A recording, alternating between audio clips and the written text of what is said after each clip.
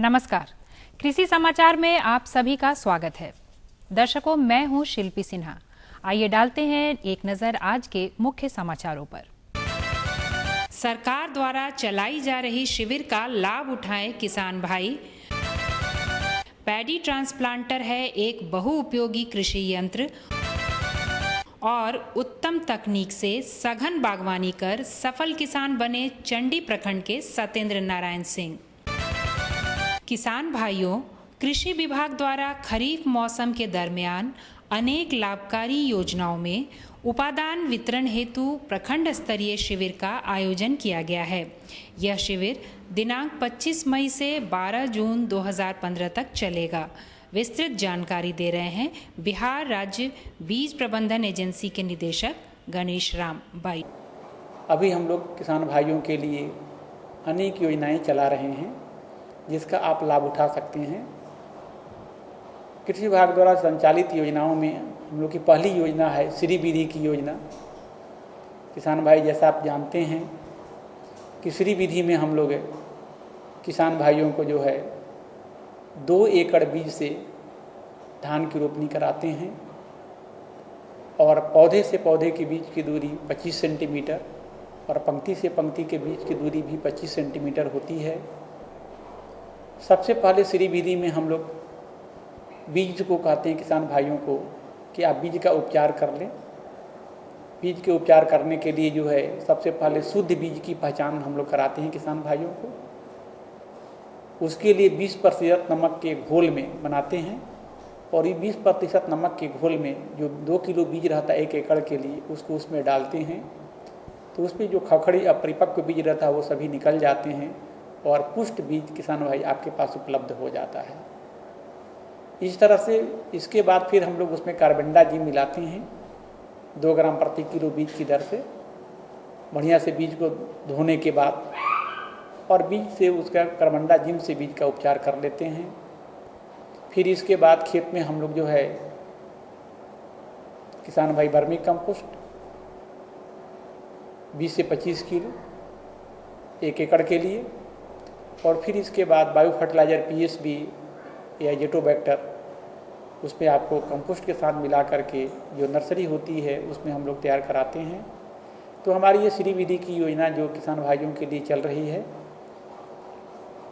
और यह काफ़ी कारगर योजना है। इसमें जो परंपरागत विधि से जो उत्पादन आता है उसका करीब करीब 2 गुना से 2.5 गुना, इवन 3 गुना 4 गुना तक भी देखा गया है। परंपरागत विधि में धान का जो उत्पादन आता है 1 मन पर कट्ठा के हिसाब से औसतन आता है, जबकि किसान भाई श्री विधि अपना करके जो है आप 3 से 5 मन पर कट्ठा उत्पादन ले सकते हैं। इसी प्रकार से जो है किसान भाइयों के लिए धान पर हम लोग हाइब्रिड धान का बीज भी जो है अनुदान पर दे रहे हैं और उसमें जो है 100 रुपये प्रति किलो बीज की दर से अनुदान दिया जा रहा है। पौधशाला में तैयार धान के बिचड़ों को खेतों में रोपनी करने के लिए पैडी ट्रांसप्लांटर एक उपयोगी कृषि यंत्र है। इस यंत्र द्वारा एक दिन में 4 से 5 एकड़ खेत में रोपाई पंक्तिबद्ध तरीके से की जा सकती है, जिससे श्रम और पैसे की बचत होती है। किसान भाई, सघन तकनीक के तहत प्रति इकाई क्षेत्रफल में अच्छी गुणवत्ता वाली फलों की प्राप्ति से अतिशीघ्र अच्छी आमदनी प्राप्त कर सकते हैं। कुछ ऐसा ही लाभ प्राप्त कर रहे हैं बिहार के नालंदा जिले के चंडी प्रखंड के प्रगतिशील कृषक सत्येंद्र नारायण सिंह। सघन बागवानी से फायदा है कि हम 1 साल के अंदर अंदर हमें उससे आमदनी मिलनी शुरू हो जाती है, क्योंकि 1 बीघा खेत या 1 एकड़ 1 बीघा का कैलकुलेशन यदि हम करें तो मेरा ये 1 बीघा का प्लॉट है, उसमें 400 अमरूद का पौधा लगा हुआ है। 9 फीट बाई 6 फीट पे लगा हुआ है। 6 फीट पौधे से पौधे की दूरी है और 9 फीट कतार से कतार की दूरी है। 1 साल के अंदर अंदर ये फ्लावरिंग स्टेज में आ जाता है और प्रति पेड़ यदि 2 किलो अमरूद भी फलता है तो 400 पेड़ से हमें 8 क्विंटल एक ही वर्ष में मिल जाता है। और यदि हम दूर दूर पौधा लगाते, यही 15 फीट बाई 15 फीट पे लगाते तो करीब 125 पौधा लगता है और उसे हम 2 साल तक बढ़ने के लिए छोड़ देते हैं ताकि वो विकास करे और हम उससे फूल को तोड़ दिया करते हैं। तो ये फायदा है कि हमको इसमें फूल तोड़ने की आवश्यकता नहीं पड़ती है। पेड़ का ग्रोथ धीरे धीरे होता है और घना रहने के कारण प्रत्येक पेड़ यदि 10 किलो अमरूद 2 साल में देने लगता है तो बहुत ज़्यादा प्रोडक्शन हो जाता है और हमारी आमदनी 2 से 3 वर्षों के अंदर प्रति एकड़ करीब 1 से 1.5 लाख रुपया चला जाता है। जिन किसान भाइयों ने गर्मा मूंग की फसल लगाई है, अब समय आ गया है कि मूंग की फलियों को तोड़ लें। हरी खाद के लिए इसके पौधे को मिट्टी पलटने वाले यंत्र से जमीन में पलट दें। ऐसा करने से मिट्टी की उर्वरा शक्ति बढ़ेगी। वहीं इस खेत से फसल लेने पर यूरिया की भी बचत होगी। जुलाई माह उड़द की बुआई का उपयुक्त समय है। इसकी अच्छी पैदावार के लिए इसके उन्नत प्रभेद को अपनाना बेहद जरूरी है। उड़द के उन्नत प्रभेद हैं T9, पंत U19, पंत उड़द 31 और उत्तरा। दर्शकों, अब आपको लिए चलते हैं मंडी की ओर, जहां मंडी भाव में आए उछाल और गिरावट के बारे में आपको विस्तृत जानकारी देंगे। मंडी भाव के तहत चलते हैं अंटा घाट हरियाली सब्जी मंडी और जानते हैं विभिन्न प्रकार के सब्जियों के भाव। टमाटर का रेट है 30 रुपये किलो, करेला का रेट है 16 रुपये किलो, खीरा का रेट है 16 रुपये किलो, कद्दू का रेट है 12 रुपये किलो, बोड़ो का रेट है 16 रुपये किलो, भिंडी का रेट है 10 रुपये किलो, नेनुआ का रेट है 10 रुपये किलो, नींबू 10 रुपये का 5 और बीट बिक रहा है 20 रुपये किलो, मिर्ची बिक रहा है 25 रुपये किलो, आदि बिक रहा है 60 रुपये किलो, शिमला बिक रहा है 50 रुपये किलो, आम बिक रहा है 20 रुपये किलो, कद्दू बिक रहा है 12 रुपये किलो, आलू बिक रहा है 50 रुपये पसेरी, प्याज बिक रहा है 100 रुपये पसेरी। और अब पेश है मौसम संबंधित जानकारी। मौसम विभाग से प्राप्त जानकारी के मुताबिक कल पटना और उसके आसपास के क्षेत्र काफी गर्म रहेंगे। कल का अधिकतम तापमान 39 डिग्री सेल्सियस और न्यूनतम तापमान 30 डिग्री सेल्सियस के आसपास रहने की संभावना है। दर्शकों, अभी आपने खेती के नई नई तकनीकों, मंडी भाव और मौसम के बारे में विस्तार से जानकारी हासिल की। अब हम आपको कृषि दर्शन के अगले सेगमेंट की ओर लिए चलते हैं, जहां हमारे कृषि विशेषज्ञ कृषि आधारित तमाम जानकारियां आपको देंगे। कृषि दर्शन कार्यक्रम के इस भाग में सभी किसान भाइयों बहनों का स्वागत है। किसान भाइयों, अच्छी फसल प्राप्त करने के लिए मिट्टी सबसे महत्वपूर्ण कारक है।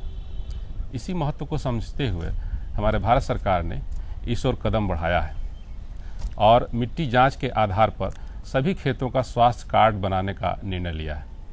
तो आइए आज की वार्ता में हम जानते हैं कि मृदा स्वास्थ्य कार्ड क्या है और इसका क्या महत्व है। इस विषय पर जानकारी देने के लिए आज हमारे साथ हैं डॉक्टर विश्वेंदु द्विवेदी जी, जो भारतीय कृषि अनुसंधान परिषद पटना में वैज्ञानिक हैं। नमस्कार सर। नमस्कार। सबसे पहले आप हमारे किसान भाइयों को बताएं सर कि मिट्टी का जांच कब किया जाता है और इसका क्या महत्व है। देखिए किसान भाइयों, एक बड़ी समस्या सामने है कि हमारी भूमि की उर्वरा शक्ति लगातार गिरती जा रही है। इसी को देखते हुए भारत सरकार के माननीय प्रधानमंत्री श्री नरेंद्र मोदी जी ने 19 फरवरी 2015 को सूरतगढ़ राजस्थान से मृदा स्वास्थ्य कार्ड स्कीम की शुरुआत की है। तो किसान भाइयों, आज आवश्यकता है कि हम अपनी मिट्टी के पोषक गुणों के बारे में जानें, उसमें क्या स्वास्थ्य की क्या स्थिति है और आगामी आने वाली फसलों में क्या हम खाद और उर्वरक डालें जिससे हमारी धरती हरी भरी बनी रहे और उसके लिए क्या उपाय किए जाएं। इसलिए इस गतिविधियों को देखते हुए भारत सरकार ने एक बहुत ही महत्वपूर्ण कदम उठाया है। मृदा स्वास्थ्य कार्ड स्कीम की योजना शुरू की है 19 फरवरी 2015 को। मृदा स्वास्थ्य कार्ड की योजना जो भारत सरकार द्वारा शुरू की गई है सर, वो बहुत अच्छी है, इसमें कोई शक नहीं है। लेकिन सबसे पहले आप हमारे किसान भाइयों को बताएं कि ये मिट्टी जांच का क्या महत्व है और इसकी शुरुआत किसान भाई कैसे करें। देखिए किसान भाइयों, मृदा स्वास्थ्य से ये जानकारी लग जाएगी इस कार्ड के बनने से कि किसान के खेत में कितने पोषक तत्व उपलब्ध हैं और किन किन पोषक तत्वों की कमी है। यदि हम नमूना लेना चाहें, नमूना लेना बड़ा आसान है किसान भाइयों। आपका जो खेत है उसको 4 से 5 जगहों पर वी आकार का चीरा मार के खुरपी से 15 सेंटीमीटर की गहराई से हम नमूना लेंगे। और नमूना लेते समय इस बात का ध्यान रखें कि जहाँ गोबर की खाद हो, पानी हो, पेड़ की छाया हो या कोई अन्य पोषक तत्व वहाँ ज़्यादा मात्रा में इकट्ठा हो, तो उन जगहों से नमूना नहीं लेंगे। वी आकार का चीरा मार के 15 सेंटीमीटर की गहराई से हम मिट्टी का नमूना इकट्ठा करेंगे और उस मिट्टी का नमूना इकट्ठा करके हम एक जगह उसको एकत्रित करेंगे। एकत्रित करने के बाद जब नमूना हमारा करीब उसको 4 भागों में बांटा जाएगा। 4 भागों में बांटने के लिए चौकोर आकार के 4 भाग करके उसमें से 2 भाग लेते जाइए और तब तक लेते रहिए जब तक कि मृदा का वजन 500 ग्राम न हो जाए।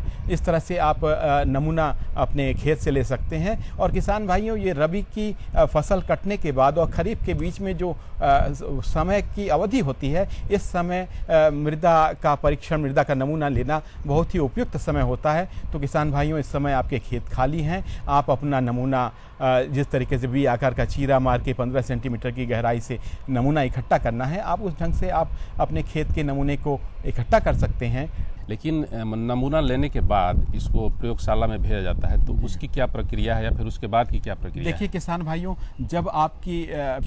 जब अपने नमूना जब आपकी मिट्टी का वजन 500 ग्राम हो गया तो आप उसको इकट्ठा करके एक पॉलीथीन में भर के रखेंगे और उसमें एक कागज़ पर लिखेंगे अपना नाम, पता, खसरा नंबर और वो सब लिखने के बाद फिर लिखेंगे पिछले बोई गई फसल, आगामी बोई जाने वाली फसलें। तो इस ढंग से पूरे विवरण के साथ अपने पिता का नाम, पूरा विस्तृत विवरण देते हुए उस पॉलिथीन के अंदर आप भर के कायदे से पैक बांध करके आप निकटवर्ती मिट्टी परीक्षण प्रयोगशाला में आप भेजेंगे।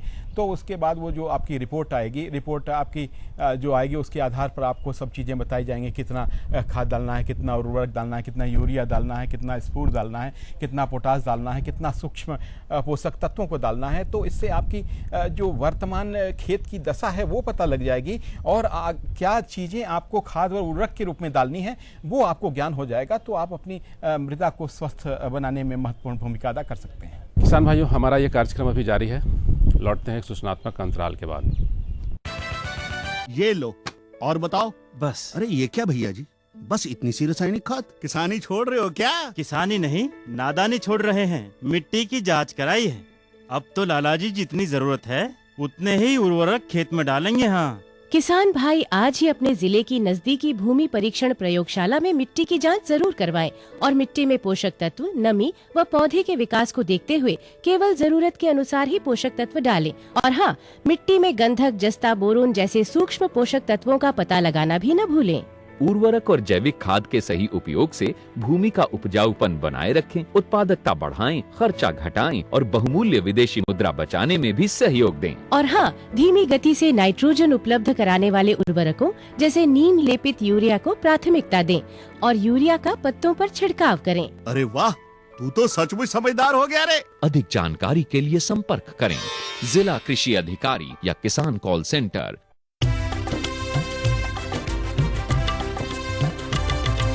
सहकारिता के बल पर विकास के लिए उठे कदम, जन सहकार की ताकत लेकर आगे बढ़ते जाएं हम। जन जन ने इस क्रांति में है विश्वास जगाया, हम सब ने मिलकर विकास का परचम है फहराया। सहकारिता है अपने विकास की पहचान, कृषि मंत्रालय भारत सरकार द्वारा जनहित में जारी। किसान भाइयों, आज हम लोग बातचीत कर रहे हैं मृदा स्वास्थ्य कार्ड के बारे में। अभी हम लोग मिट्टी का नमूना और उसके परीक्षण की बात कर रहे हैं सर, लेकिन इसमें एक सबसे महत्वपूर्ण पहले कि किसान भाई जब नमूना लेते हैं तो उसको कहाँ कहाँ प्रयोगशाला में भेजा जा सकता है? देखिए, आपका प्रश्न एकदम उचित है। जब मिट्टी आपने इकट्ठा कर ली, उसको नमूने भेजने के लिए आपके प्रत्येक जिलों में जिला की मिट्टी परीक्षण प्रयोगशालाएं हैं, वहाँ सीधा भेज सकते हैं। उसके अलावा ज़िले में कृषि विज्ञान केंद्र हैं जहाँ मिट्टी परीक्षण की प्रयोगशालाएं हैं, वहाँ भेज सकते हैं। और भारतीय कृषि अनुसंधान परिषद के जो शोध परिसर हैं वहाँ भी मिट्टी लैब की यदि व्यवस्था है तो वहाँ भेज सकते हैं। इस ढंग से किसान भाइयों, आप जब अपना नमूना भेजेंगे तो वो आपको मृदा स्वास्थ्य स्वास्थ्य कार्ड देंगे उसमें, जिसमें सब आपकी वर्तमान स्थिति क्या है और आगामी आप कौन से पोषक तत्वों को आपको डालना जरूरी है, इस ढंग से करेंगे आप, तो आपका खेत हरा भरा बना रहेगा और जो पोषक तत्व हैं उनकी मात्रा आपको जो खेत के लिए आवश्यक हैं उसको डालने से आपकी उपज में वृद्धि होगी और आपका खेत, आपका जो मृदा है वो स्वस्थ बनी रहेगी। जब हम लोग मिट्टी जांच करते हैं सर, तो किसान भाइयों के लिए सबसे महत्वपूर्ण होता है कि मिट्टी में कौन कौन से महत्वपूर्ण पोषक तत्व उपलब्ध हैं। तो किसान भाइयों को इसकी भी बुनियादी जानकारी जरूरी है। तो सबसे ये भी हमारे किसान भाइयों को बताएं कि मिट्टी में पाए जाने वाले मुख्य पोषक तत्व कौन कौन से हैं। किसान भाइयों, जो पोषक तत्व हैं जिसमें आपका नाइट्रोजन है, और नाइट्रोजन की मात्रा वायुमंडल में है, इसलिए हम लोग जोर देते हैं कि आप जो है राइजोबियम कल्चर का व्यवहार करें, जिससे वातावरण में जो नाइट्रोजन है उसकी आपको पूर्ति मात्रा मिलती रहे। और नाइट्रोजन की खास उपयोग ये है कि वो पौधे को हरा भरा बनाए रखने में अपनी महत्वपूर्ण भूमिका अदा करता है। इसके बाद स्फूर की आवश्यकता होती है किसान भाइयों पोषक तत्व के रूप में। स्फूर पौधों की जड़ों का विकास करने में अत्यंत महत्वपूर्ण भूमिका अदा करता है। स्फूर की आपूर्ति के लिए हमारे फास्फो कई जो है जैविक तत्व आ गए हैं, उनका इस्तेमाल कर सकते हैं आप। उसके अलावा फिर जो है आप पोटास के लिए, पोटास के बारे में भी कहा जाता है कि ये जो है पौधों के अंदर जो है रोग रोधी क्षमता का विकास करता है। इसके बाद सल्फर से पौधों में जो है वो रोग रोधी क्षमता का विकास होता है और जो पौधे में मानते दलहन है तो तिलहन में आयल का परसेंटेज बढ़ जाता है। तो इस ढंग से हम जो है होता यह है कि किसान भाई असंतुलित मात्रा में नाइट्रोजन, फास्फोरस और पोटास का व्यवहार करते हैं। यदि मान लीजिए हमको पोषक तत्वों के रूप में खाद्यान्न के रूप में अनाजों के लिए 4:2:1 का अनुपात चाहिए होता है। 4 नाइट्रोजन, फास्फोरस 2 और 1 अनुपात। इस ढंग से यदि 3 को देखें 4:2:1 को बनाने के लिए पोषक तत्वों को इस मात्रा में हमको व्यवस्थित करना है कि किसी पोषक तत्व की कमी ना हो, जिससे तीनों हमारे जो महत्वपूर्ण पोषक तत्व हैं उनका इस्तेमाल होता रहे। किसान भाइयों, आज ज़रूरत किसानों को इसकी भी है कि हम अपने जैविक खाद के तरीके का, और कंपोस्ट है, नेडएप कंपोस्ट है, वर्मी कंपोस्ट है और फास्फोबैक्टीरिन है, राइजोबियम कल्चर है। तो इस ढंग से यदि जो चीज़ें आ रही हैं उनका व्यवहार यदि हम करते हैं तो हम मृदा का जो स्वास्थ्य है उसको अच्छा कर सकते हैं और आगे आने वाली पीढ़ी को हम एक स्वस्थ मृदा सौंप सकते हैं। किसान भाइयों, कुछ क्षेत्रों में जैसे जिंक की कमी है, तो जिंक की कमी के लिए यदि हम अंतिम जुताई के समय में 25 किलोग्राम जिंक सल्फेट प्रति हेक्टेयर का व्यवहार करते हैं तो जिंक की कमी को दूर किया जा सकता है। जिंक का एक बहुत बड़ा क्षेत्र बिहार में है जहां जिंक की कमी है। तो इस ढंग से यदि हम छोटी से छोटी चीज़ों को ध्यान दें तो निश्चित तौर पर हम अपने खेत को हरा भरा कर सकते हैं और ज़्यादा उत्पादन भी प्राप्त कर सकते हैं और आगामी आने वाली पीढ़ी को स्वस्थ धरा सौंप सकते हैं। किसान भाइयों, हमारा ये कार्यक्रम अभी जारी है। लौटते हैं एक सूचनात्मक अंतराल के बाद।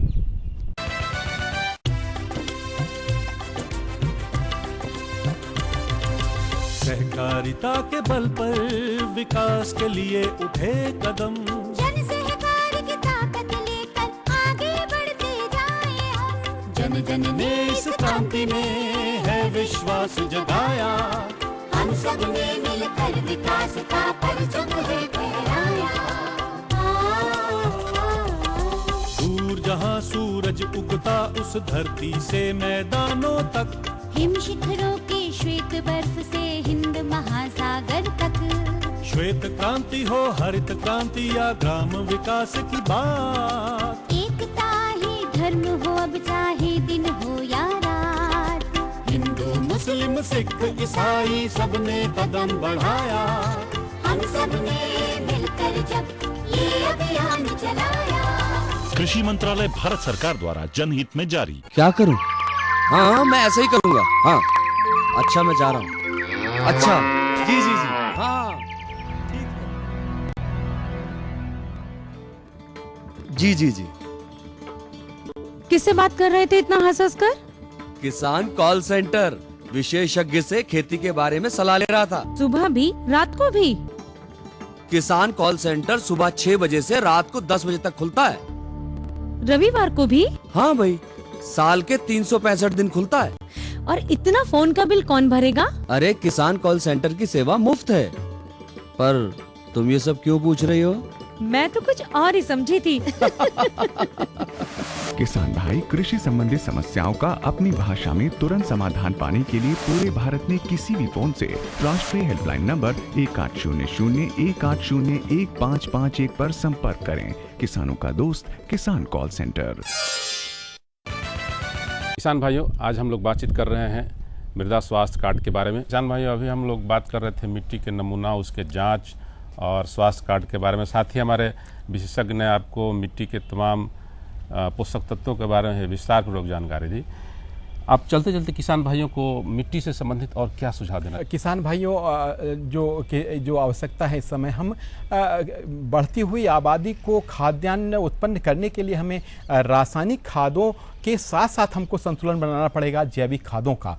जैविक खादों में आपकी कंपोस्ट की खाद आ गई, केंचुआ की खाद आ गई, और जो खादें हैं मानव के मलमूत्र की खाद है। इसके अलावा फास्फोबैक्टीरिन है, राइजोबियम कल्चर है, पशु पक्षियों की चिड़ियों की खाद है। तो इस ढंग से जब हम उसमें मृदा में व्यवहार करेंगे तो इससे हमारी भूमि की उर्वरा शक्ति सतत बरकरार रहेगी। इसके साथ साथ हमें ज़्यादा उत्पादन प्राप्त होगा। किसान भाइयों, वेदों में ऋषियों ने कहा है, हे धरती माँ, मैं तुझसे उतना ही लूँगा जिसे तू पूर्ण कर सके। तेरे मर्म स्थल या जीवनी शक्ति पर कभी आघात नहीं करूँगा। धन्यवाद सर। आज आप हमारे कृषि दर्शन कार्यक्रम में आए और हमारे किसान भाइयों को मिट्टी जांच से संबंधित और स्वास्थ्य कार्ड से संबंधित विस्तार पूर्वक और संतुलित जानकारी दी। इसके लिए आपको बहुत बहुत धन्यवाद सर। आपको भी बहुत बहुत धन्यवाद। किसान भाइयों, यदि आप अच्छी फसल प्राप्त करना चाहते हैं तो आप अपने खेतों की मिट्टी की जाँच अवश्य करवाएँ, साथ ही उसका स्वास्थ्य कार्ड भी बनवाएँ। तो आज के कार्यक्रम में इतना ही।